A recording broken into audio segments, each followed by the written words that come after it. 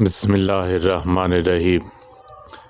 حضرت انس بن مالک رضی اللہ تعالیٰ عنہ فرماتے ہیں کہ رسول اللہ صلی اللہ علیہ وسلم نے فرمایا، جسے کھجور میسر ہو تو اسے چاہیے کہ وہ اس سے روزہ کھولے، اور جسے کھجور میسر نہ ہو چاہیے وہ پانی سے کھولے، کیونکہ پانی بھی بہت پاکیزہ چیز ہے۔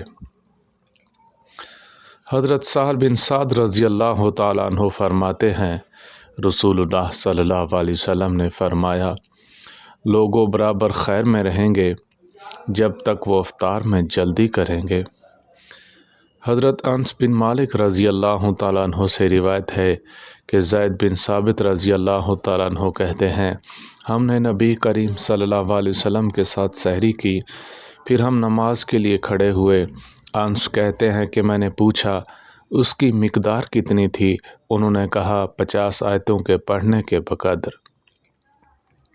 حضرت انس رضی اللہ تعالیٰ عنہ فرماتے ہیں، نبی کریم صلی اللہ علیہ وسلم نے فرمایا، سحری کھاؤ کیونکہ سحری میں برکت ہے۔